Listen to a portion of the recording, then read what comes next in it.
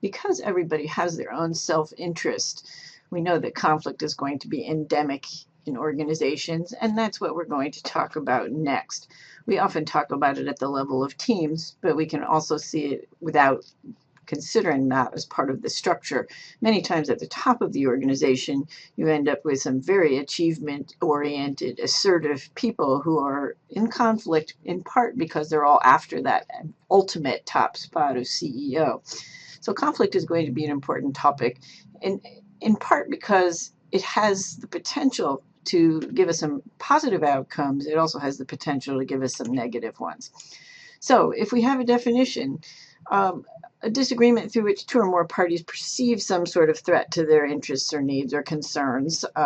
This idea, of course, can be expressed in many ways, but the ultimate idea is that there is some sort of perceived threat. I think that you are going to be a threat to my attaining the things that I either want or need or care about. Unfortunately, once we perceive that, it becomes much more real, and that, of course, suggests that this is going to rise to the level of some sort of tangible behavior. Root causes of conflict can differ. Many times, if we look across the political spectrum, we can see differences in values being referenced. So in the US, we often hear people talking about basic human rights versus government-provided services. And that's something that is a very difficult thing to deal with in the US, although in other places they seem to have better ways of compromising, perhaps. But ultimately, when we start appealing to values, these conflicts tend to be very difficult to resolve. So conflicts about values are about what is right or more right in a particular situation. And my pictures here represent two different views of what women should be. We have the Muslim woman, and we have what we might think of as a modern day, sophisticated Western woman drinking a cup of coffee. The idea that these are in conflict, of course, is we have values about what women should be in our societies, and people feel very strongly about these. Is it okay to tell women not to work or drive a car or learn to read? Is it okay to have women wear a scarf on their heads? Now, most of you, of course, are going to say, well, it certainly is okay with me if women wear a scarf on their heads. And needless to say, that might be a value we could compromise on. The values that underlie that might be a little bit more difficult. So differences in values can create conflict, competing instrumental preferences. That is, if you get the money, I don't get the money. Fixed pie kind of argument where we have a pie and we can only divide it up so many ways and we can't make it any bigger. I would like to get more of the pie, and perhaps I don't really want to share. These are competing instrumental preferences that we have that lead to conflict in organizations. People talk a great deal about constructive and dysfunctional conflict. We don't understand everything about these two dimensions. We've thought about it fairly simplistically up until now, and it's becoming a little bit more clear. So constructive conflict is an adaptive, positive conflict approach that is focused on the task at hand. So we're thinking about coming up with conflicting ideas, but it's all for the good of getting the task done better.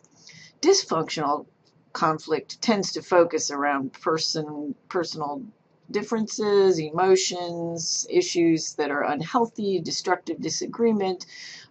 So as you can see here, many times the parallel is drawn between constructive conflict and task-oriented conflict. That is, we can do the task better if we have an open exchange of ideas. And dysfunctional conflict and personal or relational conflict where we don't get along with somebody for whatever reason, and that's going to simply distract everybody from the task at hand. It's a little bit more complicated than that, but we'll elaborate a little bit on some of these ideas. So the traditional wisdom, of course, is that task-oriented conflict is going to be constructive and good, and relationship-oriented conflict is going to be dysfunctional and bad. Task conflict, we should be able to exchange those competing ideas without people getting mad. The issue, of course, is, as you can see right away, if I say, I think we should go with plan B, and it's my plan, if somebody says, I hate plan B, I'm probably going to get mad anyway. It all of a sudden has not any longer just an exchange of task-oriented ideas. It's about, you don't like my idea, you think my idea is stupid. Relationship conflict, of course, is people taking it personally, getting angry or sad because somebody doesn't like their idea, or just because somebody doesn't like them or threatens their emotional well-being. So then we need to look to the newest findings, right? All of our thinking about this really got to be based on what is found in the research on this. And there is a ton of research on this. So the question is conflict helpful? And the answer is under limited conditions. And here are the conditions that have been located so far. So focus on the task is better, right? So that to the extent that the conflict that we have is focused on the task and not on personalities or relationships, it is more likely to be helpful. It is also more likely to be helpful at the start of a project when we're still exchanging ideas. It's not too helpful when we're almost done with the project for somebody to say, you know what, I have a better idea for this project. I think we should go in this direction. And you're sitting there thinking, well, you know, we've only got an hour to finish this, or we've only got a week to finish this, whatever the project length is. And somebody starts throwing out other ideas. Not helpful, and it's going to create conflict. And lastly, when relational and dysfunctional conflict is low, many times what we'll see in studies on conflict is those two things are related. That is, the task-oriented and the relational conflicts are correlated. They go together. When they don't, that is, when relational conflict is low and task conflict is higher, then we're more likely to be able to make use of the conflict to make better decisions or be more creative. We also know a fair amount about conflict resolution styles. They do vary by culture, as you might guess. When we interact together, Hispanic cultures and American U.S. cultures are going to approach conflict in somewhat different ways, but we could also make the bigger comparison between Western and Eastern cultures. If we look across these dimensions, we can see that in most conflict settings, we can identify how much the outcome focus is about my goals and your goals. We could focus on both of those things, right? We could focus on neither of those things. But that's how we can distinguish one type of conflict resolution style from another. Here's one of my favorite cartoons. It's a bunch of snarky dogs. They're saying it's not enough that we succeed. Cats must also fail. It's a very nice cartoon from my standpoint because it suggests, of course, this notion that if you're not part of our group, we want you to fail. It also is nice because it suggests that it's not enough that we win the game. We really want you to, implode. We would like to destroy you as opposed to compromise and both succeed. We would like to make sure that you don't continue. So when we look at our conflict resolution styles, we can see this represented in one of the options here. So we'll come back to that. Okay, so here's our conflict resolution style. I'm going to identify these first, and then I'm going to lay them out on a grid.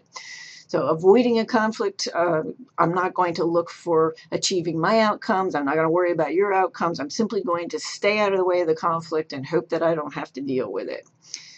Competing, this is what those snarky dogs are doing. I'm focusing on my outcomes only. I care about my outcomes. I am going to compete to get my outcomes, and it would be perfectly fine with me if you don't get anything. Accommodating, I'm going to focus on your outcomes. I'm going to say, well, whatever you want, it's fine. I'm not going to pursue what I would like to do in this situation, and there may be real reasons for doing that. Here are two that are a little bit more promising for both parties to walk away feeling okay about it. Collaborating, focusing on both yours and my outcomes. This is where we come up with a new and inventive solution that's going to try and get us the most of what we both want. So a joint solution. And compromising. So this is where we do a little horse trading and decide, okay, you can have this that you wanted and I can have that, and that's as far as we get. So let's put that up on a grid. As you can see on the y-axis, we're focusing on your goals. The accommodation is where I bail, right? I'm going to help you accommodate to your goals. You're going to get what you want. I'm probably going to do that if you're my boss. I'm probably going to do that potentially if you're my spouse, at least under certain circumstances. Also on that side of the diagram, avoidance, right down in the corner where I'm not really pursuing either my goals or your goals. I'm just trying to avoid what's going on and not bring it up. If we go out to the other side of the diagram on the right-hand side, if I'm not paying attention to your goals, I'm competing. I'm trying to get everything I can out of this. That is, I want the whole pie. I would rather that you get none, and I'm working toward that. And up above that in the upper right-hand corner, collaborating. We're hoping to both reach of the goals that we want and obtain everything that we want. This would be a place where we might achieve some synergy together. We would use this in cases where we know that we have important shared goals that we want to work on together. And ultimately, of course, in the middle, we have the compromise where we're both going to get something, but we can't realize everything that we want to get. And there may be limits. That is, we can't expand the pie. We can't come up with a creative solution that's going to move the needle in terms of what kinds of outcomes that we can all achieve together. We have to horse trade. We have to say, if you get A, then I'm going to get B. If you get C, I'm going to get D. So let's talk just a little bit about fairness and conflict resolution, because this is, as a supervisor or manager, this is where you can add the most value. So the definition of fairness is not going to be objective to people. That is, we're not going to share that definition. It could be dependent on equity norms. In the US, of course, we spend a lot of time thinking about merit and what we deserve. So if I put in a certain amount, I want to get back a certain amount. Other people, other cultures might think more about equality. Everybody ought to get the same thing. And in some cases, people think most about needs. That is, who needs these outcomes in the conflict? Who needs to get more? Obviously not known as a US value. Also, if we think about what people put in to their work and the outcomes they get, so hard work versus their salary, for example, people define these things differently. So sometimes people might define a challenge in their job as a wonderful thing, that they've enjoyed this challenge that they've been given, this task that they've been given that's helped them to grow and develop. Other people might think of that as not an outcome, but an input. That is, they gave me this challenging job, and now I have to work twice as hard as I did before, and I really should get something for that.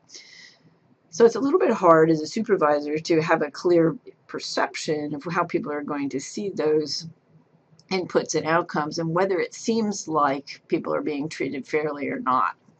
So the appearance of fairness is essential for people to comply with a conflict resolution strategy. So one of the things we should think about is how we are going to defend a fairness-based argument. So if you're going to go and resolve a conflict between two of your employees or resolve a conflict between you and an employee, your strategy ought to be based in the following. You need to have a simple way of making the decision, and it should be clear. It should be something that everybody can understand.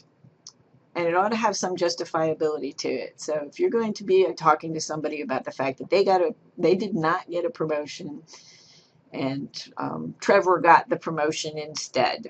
Okay, so I want to have a simple argument. I want it to be clear so that everybody can understand it, and I want it to be justifiable. So I could say, in this organization, we promote people based on seniority, and Trevor has more seniority.